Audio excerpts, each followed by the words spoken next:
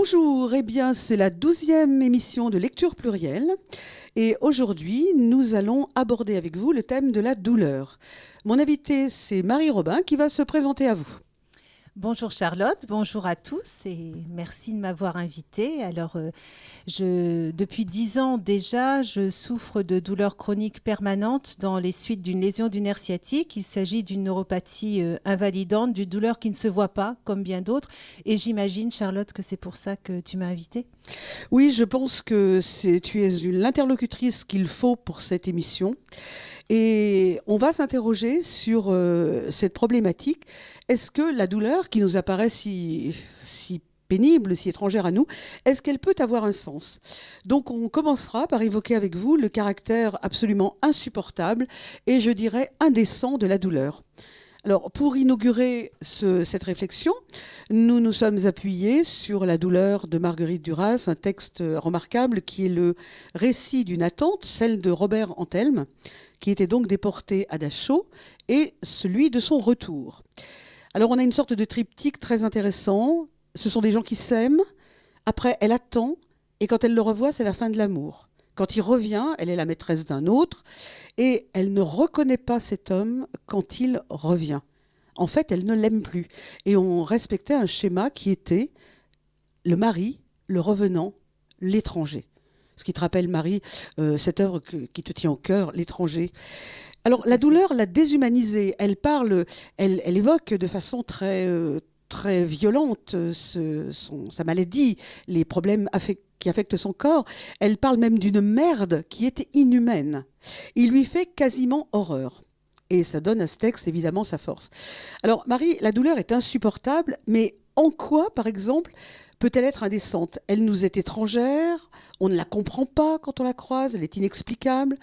Elle laisse celui qui l'éprouve dans une solitude extrême, même si l'on a pour lui beaucoup de compassion. Alors, comment comprendre ce que l'on ne ressent pas et comment trouver l'empathie nécessaire devant la douleur ?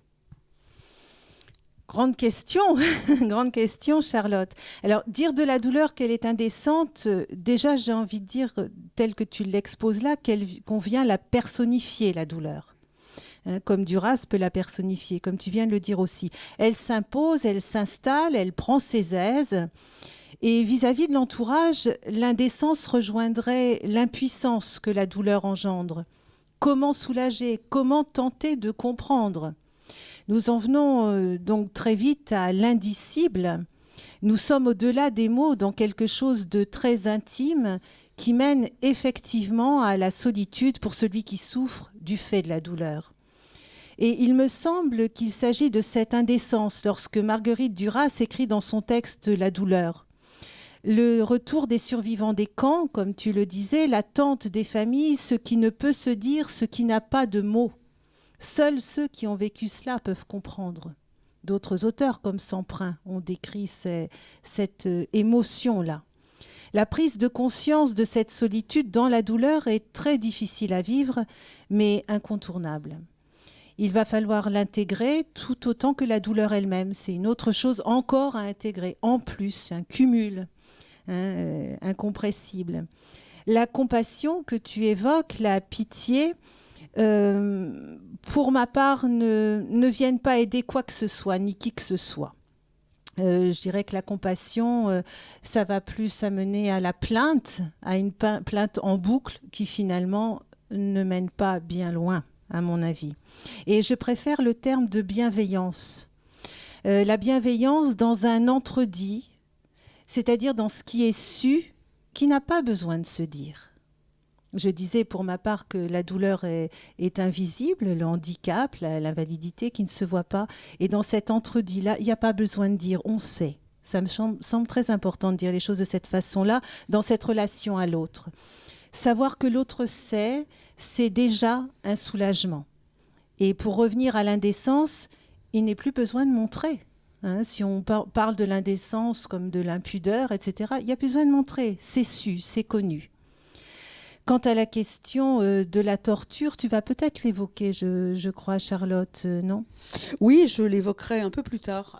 D'accord, donc avec dans ce cas-là, Moulin. je ne parlerai pas tout de suite de Georges Semprun, qui pour moi est un auteur très proche de Marguerite Duras dans ce que tu évoquais tout à l'heure. Parce que on peut, si tu veux, il y a différentes douleurs, tu pourrais l'évoquer peut-être. Je parlais de la douleur physique. Bon, quelquefois, c'est vrai, tu disais que rien que de savoir que l'on sait, que l'autre sait, ça nous soulage. Et moi, je trouve cette phrase très belle. Alors, je voudrais te demander, c'est quelque chose qui me vient à l'esprit maintenant, et ça m'intéresse que tu le dises. Comment sait-on que l'autre sait? À quoi? Quel signe l'autre nous donne du fait qu'il sait? Puisque tu as parlé, la pitié, moi j'exclus tout à fait, mais la compassion, comment sais-tu, est-ce que tu peux nous dire comment on perçoit que l'autre sait qu'on souffre? Ah, c'est, je pense, toute une histoire entre soi et l'autre, tout un long chemin qui passe d'abord par la parole. Pour ce qui me concerne, ça a été important à un moment de dire à mes proches à la maison, mes proches amis, de dire, bon, vous savez que c'est là, on n'en parle pas. Moi, je vous en parlerai si ça déborde, si la douleur déborde, si j'ai besoin d'en parler. Sinon, je sais que vous savez. Et les petits signes, ce sont les attentions au quotidien, mais qui ne se disent pas. C'est en ça que je parlais de la bienveillance. Je suis arrivée ici à la radio que je fréquente pour d'autres choses. Il y a un fauteuil qui m'attendait. Ça, c'est la bienveillance. J'ai pas besoin de demander. L'autre n'a pas besoin de dire. C'est bien dans l'entre-dit. C'est su. Le petit fauteuil était là, prêt à m'accueillir pour que j'ai une assise correcte, par exemple. Alors, on a cette douleur qui est, par exemple, infligée aux hommes et aux femmes de la Terre. On a vu pour toutes sortes de choses. En ce moment, on a très vite fait de voir toutes ces douleurs qui existent partout. Mais quelque chose m'avait frappé, c'est cette douleur qui est spirituelle. La douleur des gens qui se sentent abandonnés, donc qui se taisent. Est-ce que quand la douleur est loin, on peut compatir encore? Ou est-ce que quand la douleur est lointaine, eh ben, c'est l'affaire des autres? Je comprends pas bien la douleur lointaine, La douleur, Charlotte. par exemple, quand on sait ce que vivent les femmes au Nigeria, est-ce que, parce que c'est loin, on arrive quand même à souffrir? Est-ce qu'on arrive à intégrer la douleur des autres quand elle est lointaine?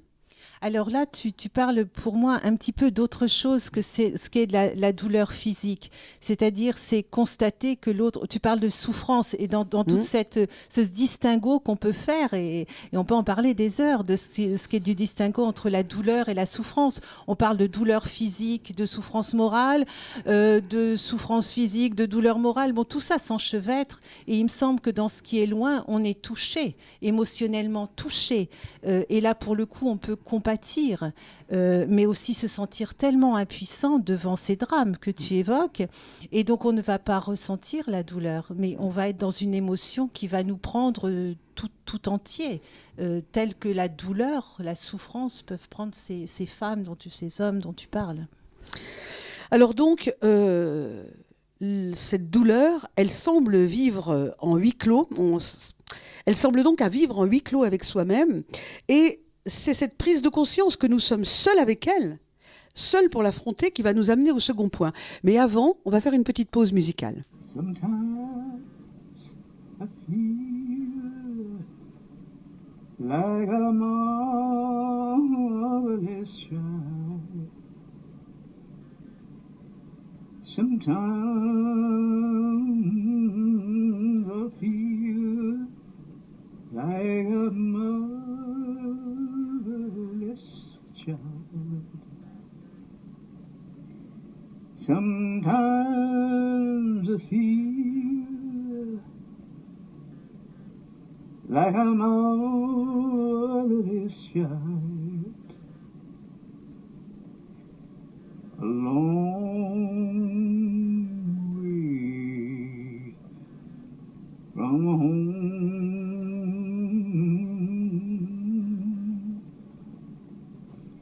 a long way from home. True believer, true believer,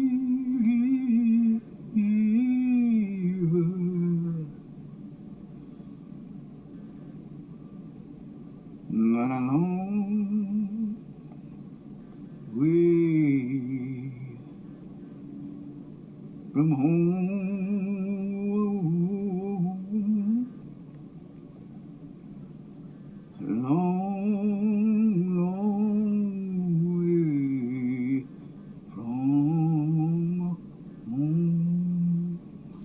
Alors, abordons, Marie, notre second point, qui est la douleur. Tu avais quelque chose à ajouter? Je pensais sur- que tu allais parler de la torture. Eh bien, on va en justement. parler, on va en D'accord. parler. On peut en parler. Et on arrivera après à montrer que, je crois que le personnage dont tu vas parler, il l'a bien apprivoisé. Oui. Oui, parce que là, tu évoquais des drames, etc. Et ce qui est loin de nous. Et quand on parle de ces drames, de la torture, etc., j'ai vraiment envie de parler de Semprin, de Georges Oui, Semprin, bien sûr. parce qu'il en a parlé d'une façon remarquable dans son texte malheureusement inachevé, Exercice de survie. Et là encore, il parlait des camps de concentration, tout comme Marguerite Duras et d'autres auteurs, mais pour moi, ce sont deux auteurs majeurs. Et là aussi, dans ce rapport au corps. Et Georges Semprin avait un camarade de résistance, Tancrède, qui avait pourtant bien prévenu Georges Semprin et lui avait détaillé les méthodes des tortionnaires. Mais, dit Semprin, ça ne résout pas l'essentiel, car le corps, lui, ne sait pas. Le corps ne peut pas avoir l'expérience anticipée, a priori, de la torture. Même le corps qui a connu la faim, la misère, n'a pas cette expérience, ne peut pas anticiper charnellement cette expérience. La torture est imprévisible, imprédictible dans ses effets, dans ses ravages, ses conséquences sur l'identité corporelle. Et c'est vrai que je tenais à citer Semprin, parce que ça rejoint ta question et la solitude. Et tant qu'on n'a pas éprouvé les choses, et là, on parle de torture avec Semprin, mais si on revient à la douleur, tant qu'on n'a pas été confronté à elle, on ne peut pas l'imaginer. D'accord. Et c'est vrai ce que tu dis, que quelquefois, on se dit, on peut... j'essaie de savoir à quel point il souffre, mais tu as entièrement raison. Il faut avoir été confronté à ça pour l'entendre pleinement. Alors donc, dans un deuxième point, on va voir que cette douleur, c'est ce que je disais tout à l'heure, comme nous sommes seuls avec elle et qu'il faudra bien l'affronter, eh bien, voyons la douleur comme un apprivoisement, une acceptation intime. Mais alors là, je tiens bien à repréciser, et on en avait parlé ensemble, Marie, que ce n'est pas une forme de résignation. Donc, pour cohabiter tant bien que mal avec elle, il faut avoir une conscience claire qu'elle existe. Je dirais même une conscience de sa présence en nous. Et là, la reconnaître. La reconnaître au sens étymologique du terme de nouveau, con, avec, et naissance. Renaître avec elle pour l'intégrer à nous, pour nous la rendre familière, et donc peut-être un peu moins destructrice.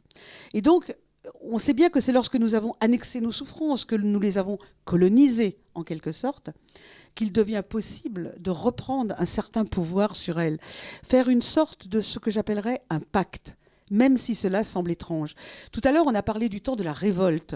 On peut parler du temps de l'acceptation. Et d'ailleurs, Marguerite Duras, elle va tenter de ramener Robert à la vie. Mais c'est terrible, c'est extrêmement factuel, c'est un devoir. Et elle pleure de cette étrangeté qui les lie. Là, on est dans l'oxymore. Elle voit cette étrangeté, elle dit « je pleure », qui les lie malgré tout. C'est terrible d'être lié à quelqu'un par cette étrangeté.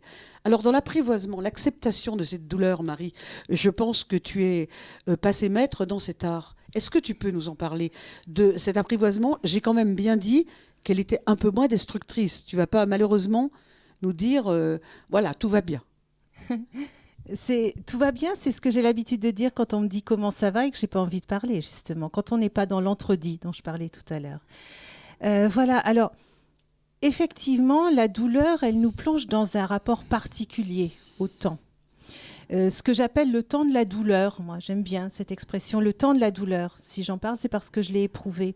Celui où elle emprisonne et où elle prend finalement toute la place. Et là aussi, je peux citer Duras, toujours dans son texte « La douleur », qui dit « La douleur est telle, elle étouffe, elle n'a plus d'air. La douleur a besoin de place. » Et dans cette phrase, Duras vient bien nous dire combien elle nous envahit et nous anéantit, nous détruit, pour reprendre ton terme, totalement. Alors... va falloir reprendre le dessus. Ou encore, elle parle aussi, quand elle parle de la mort de son petit frère, là tu parles du retour d'Anthelme, mais quand elle parle de la mort de son petit frère, elle dit « Parfois je m'étonne de ne pas mourir. Une lame glacée enfoncée profond dans la chair vivante, de nuit, de jour, et on survit. » Voilà, c'est ça qui est étrange aussi. Comment survivre à tout ça? Alors moi, j'ai dit un jour que finalement, pendant tout un temps, j'avais oublié de vivre. Et je pense que c'est ce qui peut rassembler ceux qui sont dans la douleur, qui ont été pris dans ces filets. Ils ont oublié de vivre. Et un jour, on peut s'en réveiller. Et il s'agit à ce moment-là vraiment de remettre la douleur à sa juste place. Peut-être pas lui laisser toute la place. Et dans ce temps, après ce temps de la révolte qui mène aux questions pourquoi moi, tous les pourquoi possibles et imaginables, il y a effectivement un autre temps. Je pense, en te disant ça, Charlotte aussi, et là, pas dans la littérature, mais dans la peinture, à Munch.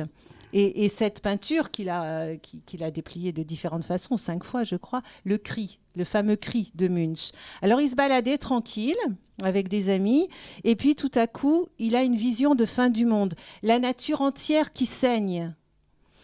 C'est bien la fin du monde dont Munch parle, mais aussi la fin du monde d'un homme dans un cri d'angoisse et d'horreur. Et donc, il y a eu ce temps-là, hein, le temps de la révolte, le temps du cri, et puis vient ensuite le temps, comme tu dis, de l'acceptation, parce que c'est incontournable. Quand la douleur est installée là, définitivement, qu'elle a décidé, il faut peut-être faire un petit dialogue avec elle. C'est ce que pour ma part j'ai fait, et je ne suis pas la seule. Hein. Parce que faire contre la douleur, ça ne sert à rien. Le combat est inégal, elle gagne toujours. Et plus on en parle, plus on lui donne de place, plus on la fait vivre. C'est un cercle vicieux, celui dont je parlais tout à l'heure. Et je peux dire dans ce cas-là qu'elle est indécente dans le cercle infernal dans lequel elle entraîne. Alors il va falloir composer avec elle. Elle a régné en maître absolu, elle nous a réduites et on va installer un dialogue tranquillement. On va apprendre à se connaître. Puisque la cohabitation est imposée, il n'y a pas d'autre choix vers la vie, du moins, que de faire avec. Hein, c'est là la question du comment faire qui se pose, et les réponses ou la réponse ou les réponses ne sont pas si simples que ça. Je peux citer André Malraux dans L'Espoir, il dit une phrase que j'aime beaucoup qui est « La mort n'est pas une chose si sérieuse, la douleur, oui ». Ça vient bien dire... Je ne sais pas ce que tu peux en dire de ça, Charlotte, mais ça vient bien dire pour moi que c'est pas simple. Alors, au fil du temps, on apprend à se connaître, on a quelques outils en main, on a fait des trouvailles dans notre quotidien, des rencontres aussi avec des thérapeutes, il ne faut pas les oublier, dont certains qui sont réellement dans l'écoute et dans la recherche de ce même comment faire avec, comment composer la vie avec tout ça, trouver un équilibre dans la disharmonie qui s'est installée entre le corps et l'esprit. Nous sommes des êtres psychosomatiques, tous autant qu'on est. Hein.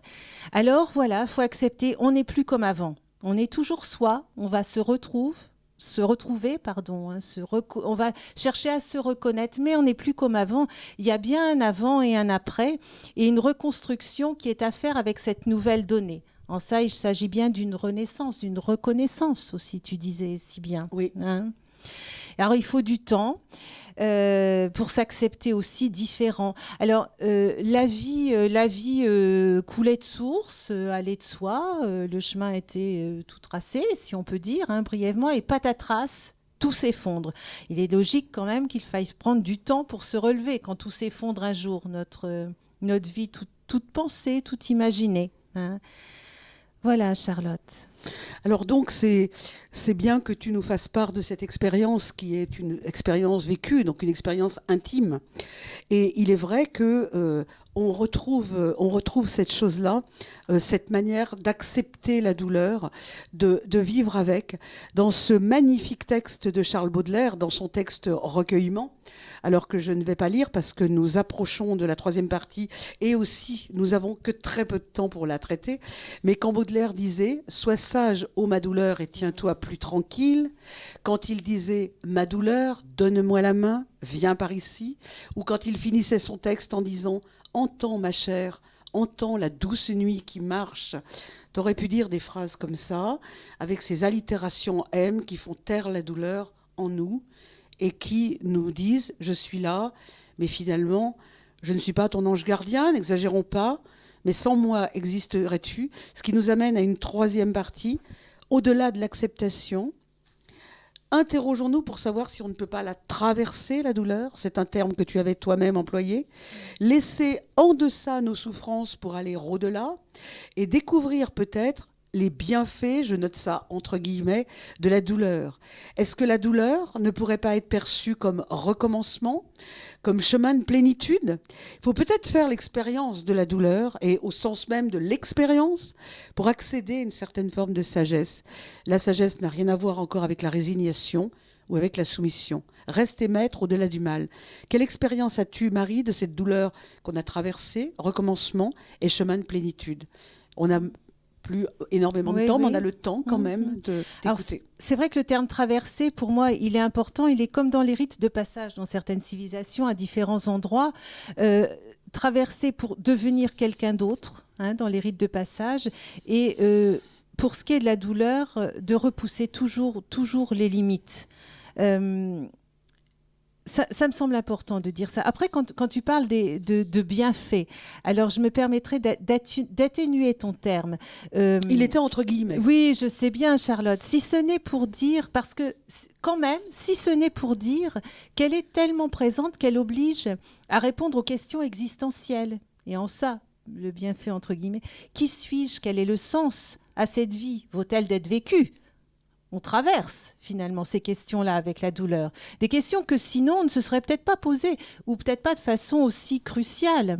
Alors, parce que cette prise de conscience de la fragilité de la vie, finalement, mène à la vivre pleinement si on a pu faire le choix de la vivre. Malheureusement, tout le monde ne peut pas arriver à faire le choix de vivre avec la douleur. Mais sinon, effectivement, je pense qu'il y a cette richesse de la vivre pleinement parce que la douleur métamorphose le sujet qui la subit, qui la ressent, qui vit avec elle. Et elle mène à une meilleure connaissance de soi, puisqu'elle devient partie de nous-mêmes et qu'il faut composer avec elle dans une nouvelle harmonie du corps et de l'esprit à trouver. Alfred de Musset, allez, j'en cite encore un d'auteur qui disait « L'homme est un apprenti ». La douleur est son maître et nul ne se connaît tant qu'il n'a pas souffert. Il me semble que c'est un petit résumé de ce qui vient de se dire là. Très belle citation et très bel emploi. Oui. Et moi, je dirais que vivre avec la douleur, c'est un travail à part entière pour répondre à Musset. Et je redis, la vie n'est pas un long fleuve tranquille, du moins je crois, ou alors rarement. Et nous sommes tous confrontés à des épreuves. La douleur en fait partie. Est-on pleinement soi-même sans cette expérience ? Ça, Charlotte, je ne sais pas. Ce que je sais, c'est que pour ce qui me concerne, elle est installée définitivement et fait intégralement partie de moi. La conscience d'exister, existere, être debout, ou le Dasein de Heidegger, auquel je peux faire référence, c'est-à-dire être là, avoir le souci de l'être, enrichit la vie, du moins la rend pleine, pour répondre à la plénitude dont tu parlais, Charlotte. Alors, moi, je vais parler de cet exemple quelqu'un qui reste maître au-delà du mal. Je conclurai, et Marie, tu apporteras, comme tous les invités de lecture plurielle, ta conclusion. C'est toi qu'on entendra. Donc, on se souvient de l'exemple de Jean Moulin, qui, sous la torture, avait dessiné le visage de son bourreau. On lui a dit, qui couvres-tu ? Il dessinait le visage de son bourreau. Comment ne pas imaginer qu'il a déjà transfigurer cette douleur, qu'elle ne lui appartient déjà plus. Dessiner le visage de son bourreau, c'est pas seulement un acte de refus, c'est une transfiguration, mais alors héroïque du réel. Transformer ça, transformer cette monstruosité en destin tout simple. Et donc expérimenter la douleur, c'est peut-être accéder à une forme de lucidité supérieure. Tu as parlé de la connaissance de soi, j'y reviens pas. On entre bien, après le temps de la révolte, le temps de l'acceptation, dans le temps de la connaissance. Comme tu le disais, la douleur nous oblige à connaître nos limites, à les repousser. Quelquefois, à certains moments, c'est toi-même qui l'as dit, je me souviens, à ne plus les sentir. Donc, est-ce qu'on est pleinement soi-même ? La question reste posée, mais se la poser peut être aussi une manière de l'appréhender. Et je termine, moi, sur ce magnifique poème d'Éluard, La capitale de la douleur, où Éluard dit, quand Gala le quitte pour Salvador Dali, quelle idée, il dit « Je chante pour chanter, je t'aime pour chanter ».